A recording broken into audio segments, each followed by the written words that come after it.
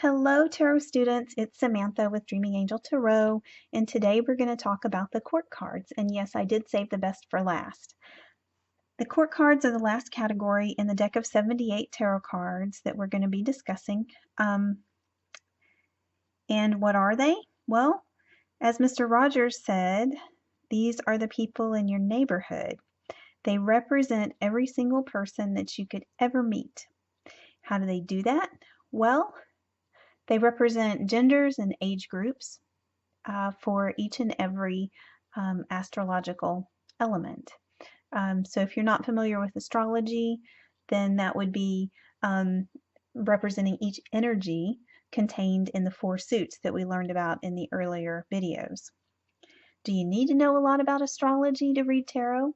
It helps to know a little bit, but you don't have to know a lot because this is fun and this is easy. But if you are taking notes, this will be the place where you want to take notes because I'm going to break it down for you. I'm going to make it really, really simple.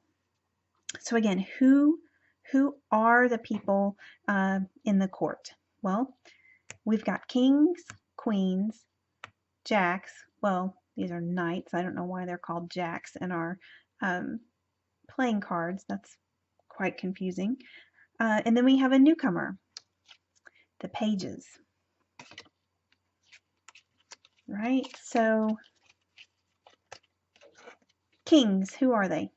Well, you've heard it said that a man is the king of his castle. So kings are men, mature men who run their own household, live independently. They could be single, maybe, but most often the single guys are going to be depicted by the knights. He probably has a family. He's a father. Like again, I said he's a mature man. Who are the women? Well, these are probably women married to the men who are kings of the castle. They're called queens. Yes, quite simple. Now, sometimes females in the tarot will show who live by themselves independently will show up as kings. Why? Because they are head of their own household. She's the king of her castle, right? She's making all the decisions. Okay. The pages, which are the newcomers that exist in the tarot that don't exist in our modern day playing cards, are children, immature people. Okay, that's pretty basic and simple. The knights are, well, they're sexually mature, we'll say that. They're often suitors, right? Single men who are seeking a mate. Now, I say that because they're all on horses. Horses to me represent passion, love, virility, sexual virility. So these guys are suitors. Now, we'll get into that a little bit more, but basically, this is who everybody is. Now, of course, there are 4 of them to match the suits. And here we have the wands. The wands represent fire. So the fire signs, Leo, Sagittarius, and Aries. These are people who are dynamic, action-oriented. They have a lot of energy. They're outgoing. People are attracted to the fire signs. They are just the sparkles and the gems in the zodiac, right? Because they're outgoing, because they're extroverts, because they are emotional and passionate, people can relate to them, right? These are actors and actresses. Everybody loves celebrities. What else can I say about? Okay, this is where you need to take the note. These are the emotional extroverts. The wands are the emotional extroverts. Okay? Okay.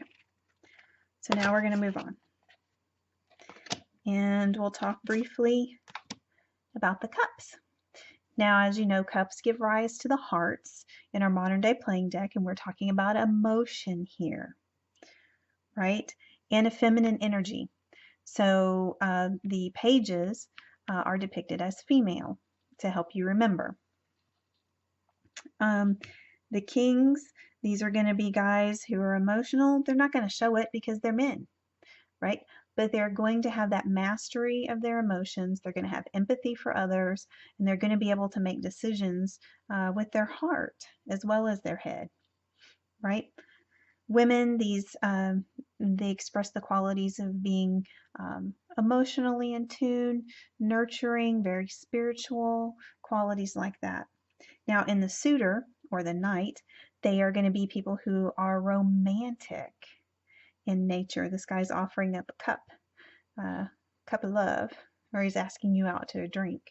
But they're going to be shy, quiet and shy, most likely. And although they have, a lot of emotional feelings and they can be quite passionate, they're not going to be that demonstrative, right? They're not going to be demonstrative like the fire signs. The water signs are, and if you're taking notes, and I hope you do on this section, these are the emotional introverts. The emotional introverts. Okay. Don't want to spend a lot of time because then it gets boring, and we're not about boring. We're about getting the most information as quickly as possible. Okay, now we're talking about the pentacles in the court cards, or the earth signs, or the diamonds in the regular playing cards. These are, this energy, like I said, is related to money. So these people are good with money. They're earthy. They're good with growing plants. They have an earthy, down-to-earth kind of nature about them. The children are good students. This is a thinking sign. The suitors are, they're practical. Ladies, this is the kind of guy that you want to look for.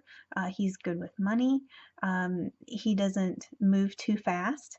He's not going to make a move on you too quickly. He's going to take his time. These people are patient above all things. They're the most patient of the signs. And like I said, they're good with money. They're nurturing. They make excellent mothers. She's depicted here with a dog. They're good with animals. What else can you say about the earth signs? I don't know. They're just all around good people. What can I say? Salt of the earth. Okay, so if you're taking notes, these are the thinking introverts. Thinking introverts.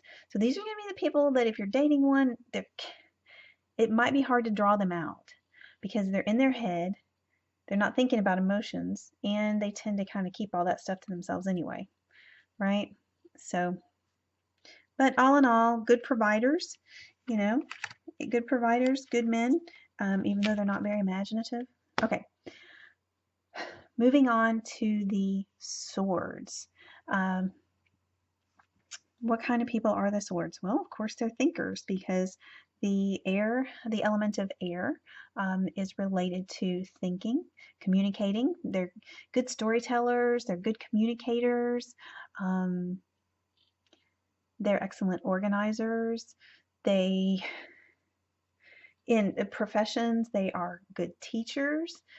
A lot of them you'll see them in the media, right? Because that particular element rules the media and communication. They're good decision makers, so they make good judges. But they're logical. They're very much in their head. You've heard the term airhead. So there are people who are very, very much in their head. So these, and if you're taking notes, it's a good idea. These are your thinking extroverts. Thinking extroverts. So, and being an extrovert is a good quality, right, for a teacher, someone who thinks and then who's able to then project what they're thinking, right? So these are your thinking extroverts. Now, in terms of energies, I want to talk just about the knights because the knights are the most dynamic of all the court cards. And I want to help you to understand there is another way to read the knights other than just a person, other than just a suitor, other than just, a male who's come of age and hasn't made a family yet. Notice that they're all on horses, and being on horseback, they are in motion, right? So this is very important to understand, like, where you're headed, where you're headed. These two horses are facing that direction, this direction, and one's facing head on. Um, and as we start to interrelate the card readings, that's an important thing to understand. Also, another important thing to understand about the elements is how quickly they move. The sign of air. You'll notice that this guy's horse is raring to go, and he's going to take off. That's because air is the fastest moving energy or element. How quickly can a rumor spread? Pretty darn fast. How quickly does the wind blow? Pretty darn fast. So of all the elements, this is the fastest moving. If something's going to happen, if you're asking the tarot, and we can talk more about time later, about something happening, it is happening quickly, pretty fast. Now, the second fastest element is the element of fire. When something catches on fire, that blaze spreads fast. You know, ask anyone who's ever experienced a house fire, or any fireman that deals with fire on, and they know that from their profession. The element of fire moves pretty fast. So if you're talking about how quickly something's going to happen, not as fast as possible, but it's moving along at a pretty good clip, right? Now the element of water. How fast does water move? Well, it depends. Sometimes the water can rush if there's a lot of force behind it, if it's been raining for a long time, and sometimes it can be a gentle brook, right? But generally speaking, it's going to be slower than fire. It's going to move slower than fire, even if it's a mudslide. They usually move kind of slow compared to how quickly a brush fire or forest fire could take over things, right? So yes, then you have water, and then the slowest energy you have is the element of earth. So of course, earth without any outside influence does change. It does move. Mountains wear down, rocks crystallize, petrify. All of those things happen. Plants grow, but at a very slow rate. So of all the energies, earth is the slowest. Earth is considered actually fixed and not really moving at all, but you know it is moving. All things are in motion, right, on an atomic level. Right? So very important to understand about the knights. These guys are the most dynamic of all the court cards. They take on more meaning, more depth of meaning, and breadth of meaning than the other court cards.